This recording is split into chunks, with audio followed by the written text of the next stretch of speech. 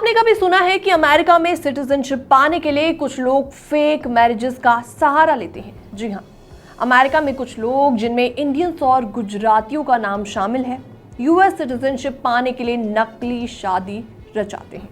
मगर अब ऐसे लोगों की मुश्किलें बढ़ने वाली हैं, क्योंकि USCIS यानी कि US citizenship and immigration services ने इनके खिलाफ सख्त एक्शन लेना शुरू कर दिया है।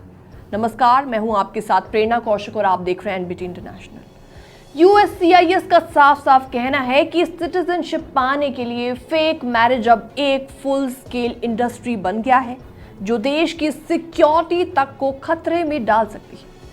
अब आपको बता दें कि अमेरिका में ग्रीन कार्ड हासिल करना बेहद मुश्किल है। इसमें सालों का वक्त लग जाता है, लेकिन इसका शॉर्टकट लोगों ने निकाला है कि अगर यूएस सिटीजन से शादी कर ली जाती है तो ग्रीन कार्ड आपको जल्दी मिल जाता है और फिर सिर्फ 3 साल में आप सिटीजनशिप भी ले सकते हैं। लेकिन अब USCIS ने नकली शादियों की जांच बेहद स्ट्रिक्ट कर दी है।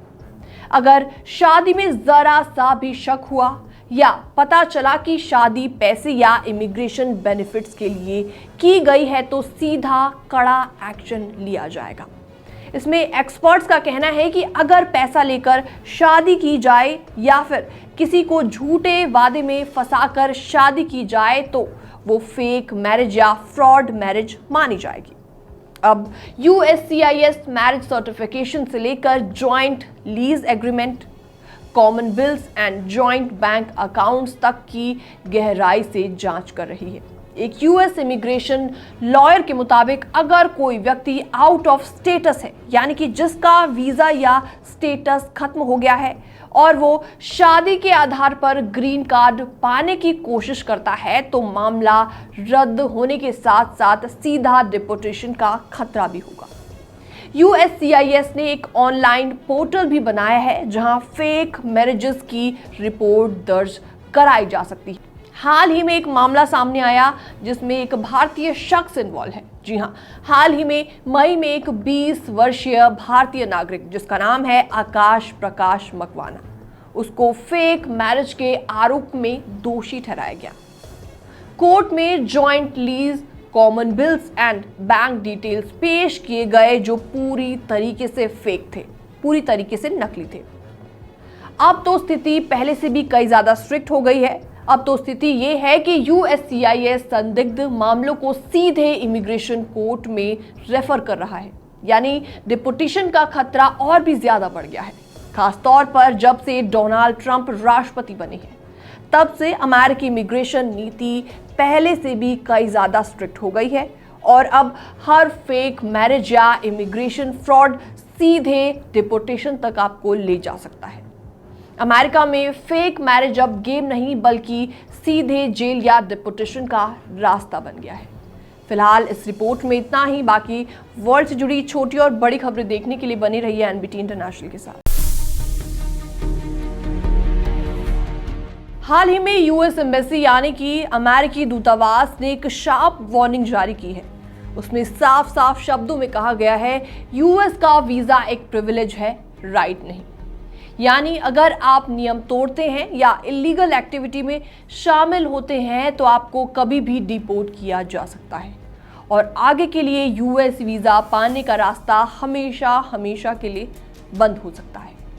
हेलो एंड वेलकम, मैं हूं आपके साथ प्रेरणा कौशिक और आप देख रहे हैं एनबीटी इंटरनेशनल। दूतावास ने अपने ऑफिशियल हैंडल से बयान जारी करते हुए बोला है, उन्होंने जोर देते हुए कहा है कि स्क्रीनिंग सिर्फ यूएस वीजा मिलने तक ही खत्म नहीं होती। अगर आप स्टूडेंट या विजिटर वीजा पर रहते हैं, ड्रग्स का यूज करते हैं या इमिग्रेशन लॉज तोड़ते हैं तो ये सीधा असर करेगा आपके फ्यूचर वीजा एप्लीकेशन और अमेरिका में एंट्री करने के अधिकार पर। एम्बेसी का साफ साफ कहना है कि अगर आप इलीगल ड्रग्स का सेवन करते हैं या कोई अमेरिकी कानून तोड़ते हैं तो फ्यूचर में यूएस वीजा पाने के लिए आपको एलिजिबल नहीं माना जाएगा। अगर आप कानून तोड़ते हैं तो हम आपका वीजा रिवोक कर सकते हैं, यानी कि रद्द कर सकते हैं। ये वार्निंग जून में तीसरी बार दी गई है और इससे पहले 10 जून को यूएस एम्बेसी ने ये बयान दिया था कि अमेरिका जेन्युइन यानी कि सच्चे इरादों से आने वालों का वेलकम करता है, उनका स्वागत करता है, मगर इलीगल एंट्री या कानून तोड़ने वालों को बिल्कुल भी टॉलरेट नहीं किया जाएगा, बिल्कुल भी बख्शा नहीं जाएगा। और फिर 16 जून को एक और वार्निंग दी गई कि अमेरिका अब उन लोगों और अधिकारियों के खिलाफ नए वीजा रिस्ट्रिक्शंस लागू करेगा जो इलीगल या मास इमिग्रेशन में सहायक होंगे। हाल ही में एक और मामला सामने आया था, आई एम श्योर उसका वीडियो भी आपने देखा होगा क्योंकि सोशल मीडिया पर वो काफ़ी ज़्यादा वायरल था। न्यूयॉर्क एयरपोर्ट का वो वीडियो था जो कि सोशल मीडिया पर काफ़ी ज़्यादा आग की तरह फैल गया था, जिसमें एक भारतीय स्टूडेंट को हैंडकफ यानी कि हथकड़ी में ले जाते हुए देखा गया था। ये वीडियो भारतीय शख्स कुणाल जैन ने शेयर किया था। उन्होंने लिखा था कि मैंने एक भारतीय स्टूडेंट को हैंडकफ में ले जाते हुए देखा। वो परेशान होकर बार बार बोल रहा था आई एम नॉट क्रेजी, यानी मैं पागल नहीं हूँ। वो मुझे जबरदस्ती पागल साबित करने की कोशिश कर रही है। कुणाल जैन का कहना है कि ये मामला हरियाणा के एक स्टूडेंट का है और ये एक आइसोलेटेड केस नहीं है। उन्होंने लिखा कि हर दिन 3 से 4 ऐसे केसेस हो रही हैं। स्टूडेंट्स डिसओरिएंटेड यानी कि घबराए हुए और हेल्पलेस नजर आ रहे हैं। भारत के विदेश मंत्रालय के आंकड़ों के मुताबिक डोनाल्ड ट्रंप प्रशासन के दोबारा सत्ता में आते ही अब तक करीबन 1080 इंडियंस को अमेरिका से डिपोर्ट किया गया है।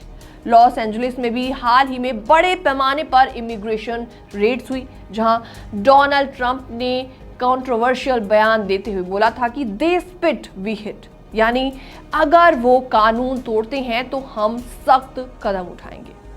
तो अगर आप स्टूडेंट या विजिटर वीजा पर अमेरिका जा रहे हैं तो ये जान लीजिए कि अब नियमों का पालन करना बेहद जरूरी है।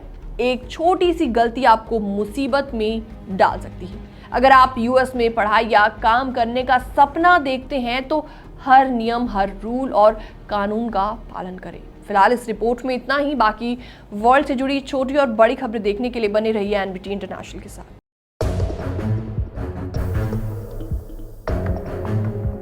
हेलो एंड वेलकम, मैं हूं आपके साथ प्रेरणा कौशिक और आप देख रहे हैं एनबीटी इंटरनेशनल।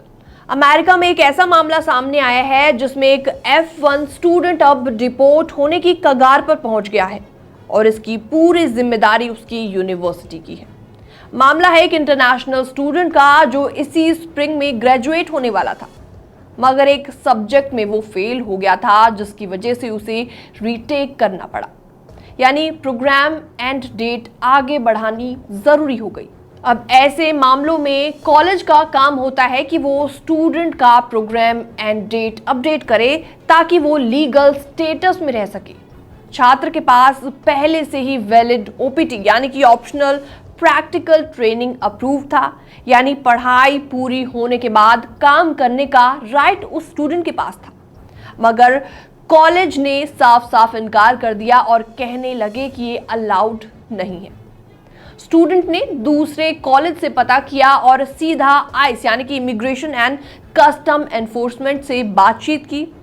आइस ने लिखित में कंफर्म किया कि ये पूरी तरीके से legal and programme and date आगे बढ़ाई जा सकती है, यानी कि आइस ने भी इसको लीगल बता दिया। फिर भी कॉलेज ने स्टूडेंट से कहा कि वो अपना वर्क ऑथराइजेशन कैंसिल कर दे और यहां तक नहीं बताया गया कि इससे उसका स्टेटस खत्म हो सकता है। जब छात्र ने आइस का प्रूफ कॉलेज को दिखाया तो कॉलेज मान गया कि वो सही है, मगर तब तक कैंसिलेशन प्रोसेस शुरू हो चुकी थी और कॉलेज ने इसे रोकने से मना कर दिया।